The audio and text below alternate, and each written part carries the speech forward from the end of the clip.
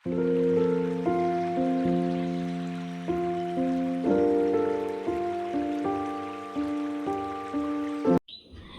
Everyone, good morning সবাইকে।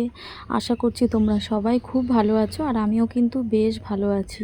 আজকেও চলে আসলাম তোমাদের জন্য আবার একটা ডেলি ব্লগ নিয়ে। তো চলো, আমার এই নতুন ভিডিওর সাথে তোমাদের সবাইকে অনেক অনেক ওয়েলকাম জানাই। তো চলো ভিডিওটা দেখতে থাকো, আশা করছি তোমাদের সবারই খুব ভালো লাগবে। তো দেখো, আমি কিন্তু সকালবেলায় উঠে স্নান সেরে পুজো দেবো, এখন পুজো দিতে বসে গেছি। আর দেখো কত ফুল আমার শাশুড়ি মা তুলে রেখেছে। তো ফুলগুলো আমার শাশুড়ি তোলে, সকালবেলায় যেহেতু ওঠে উনি সবার আগে, তো উনিই ফুলগুলো তুলে রাখে। আর চলো তো ঠাকুরকে আমি পুজোটা দিয়ে নিই, আগে ঠাকুর সাজিয়ে নিই, তারপর তোমাদেরকে দেখাচ্ছি। আর দেখো বাসনগুলো তো ধুয়ে নিয়ে এসেছি। আর আমি কিন্তু এরকম করে তুলসী পাতা না তুলে রাখি আগে আগে বলতে, এই যেমন ধরো আজকে শনিবার, তো শনিবারে তো তুলসী পাতা তোলা যাবে না, তো আমি বুধবার আর শুক্রবার করে তুলসী পাতা এরকম করে তুলে স্টোর করে রেখে দিই, মানে এইভাবে এরকম একটা কৌটার মধ্যে রেখে দিই, চন্দন আর মানে গঙ্গার জল মাখিয়ে রেখে দিই। তো এটাই আমি নিত্য পূজায় আর কি ব্যবহার করি। তো তোমরা এটা করে রাখতে পারো। তো দেখো আমার কিন্তু ঠাকুরকে সাজানো কমপ্লিট, অলরেডি পুজোও দেওয়া হয়ে গেছে। তো দেখো পুজো কিন্তু আমার কমপ্লিট হয়ে গেছে, আর তোমাদেরকে একটু দেখালাম আমি ঠাকুরটাকে কীভাবে সাজিয়েছি, মানে ফুলগুলো কেমন করে দিয়েছি আর কি। তো চলো, আর আজকে কিন্তু শনিবার, মানে এটা শনিবারের ভিডিও। তো আমি ভিডিওটা কবে ছাড়বো জানি না, কারণ ভিডিও এডিট করতে আর ভিডিওতে ভয়েস দেওয়াটাই হচ্ছে মেন। তো সেই ভয়েস দেওয়ার টাইমটাই আমার ঠিক মতন হয়ে ওঠে না, তো সেই কারণে ভিডিওগুলো দিতে একটু লেট হয়ে যায়। তো যাই হোক, পুজো কিন্তু আমার হয়ে গেছে, আর আমার পুপুসোনা কিন্তু এখনও ওঠেনি, ও এখনও ঘুমোচ্ছে। তো চলো, আমার তো পুজো দেওয়া হয়ে গেছে, তোমাদের দেখালাম।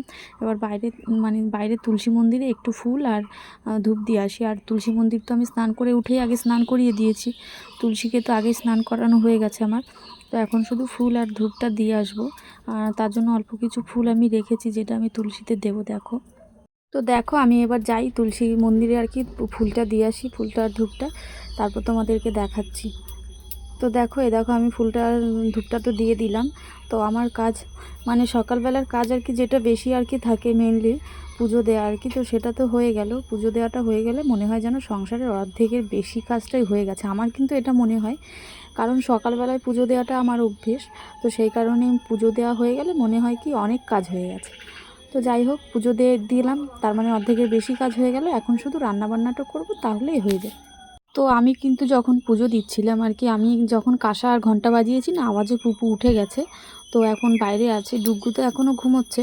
তো পুপু তো উঠে চলে গেছে, ওকেও ফ্রেশ করাবো, এখন ওকে ব্রাশ করাবো, তারপরে ওকে খাওয়াবো, তারপরে রান্নাঘরে ঢুকবো।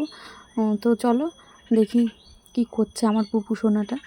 তো দেখো ডুগু, বললাম তো ডুগু এখনও ঘুমোচ্ছে, আর পুপু কিন্তু উঠে চলে গেছে বাইরে। যাই বাইরে গিয়ে চাটা খাবো, ওকে খাওয়াবো, তারপরে রান্নাঘরে যাব। তো চলো। তো দেখো আমার এত দিনের, মানে এত দিন বলতে অনেক দিন আমার টাইম লেগেছে এই নখগুলোকে এতটা বড় করতে। তো দেখো আমার এই স্বাদের নখটা আজকে ভেঙে গেল, মানে এতটা মন খারাপ হয়ে গেছে। কি বলবো তোমাদের, আরও একটা খবর আমরা পেয়েছি, তো সেটা তোমাদের একটু পরে শেয়ার করছি। তো দেখো আমার নখটা ভেঙে গেছে, মানে অনেক দিন ধরে আর কি বড় করার ফল এটা।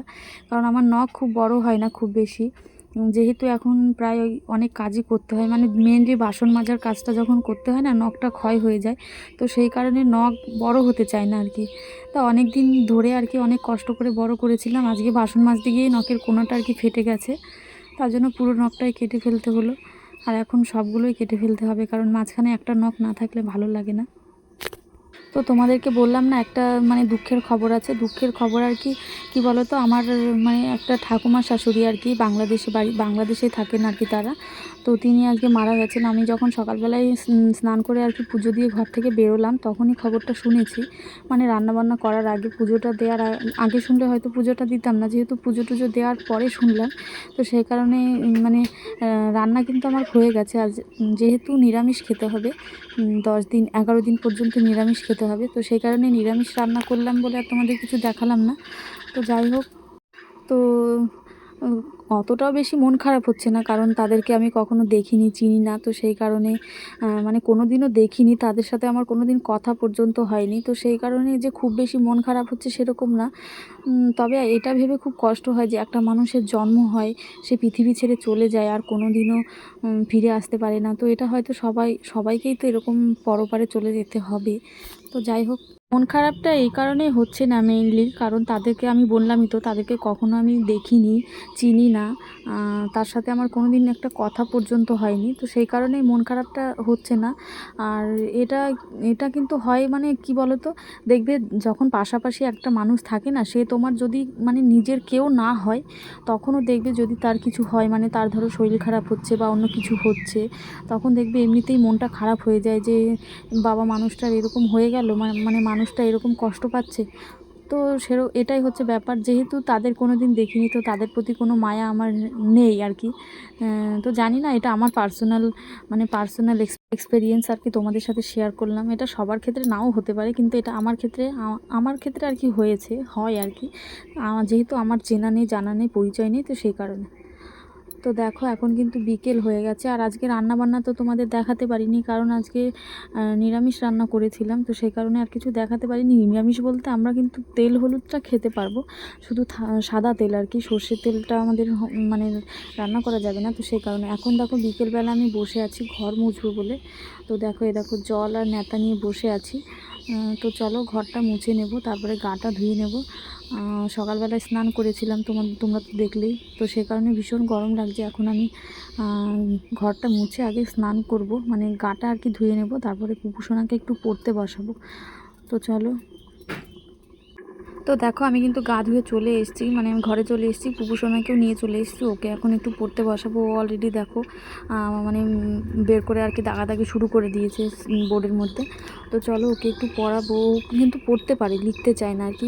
পড়া তো সবই বলতে পারে, সব কিছুই বলতে পারে, কিন্তু লেখানো ওকে যায় না। মানে ওকে হাত ধরে যদি লেখাতে যাই, বলবে আমি একাই লিখবো।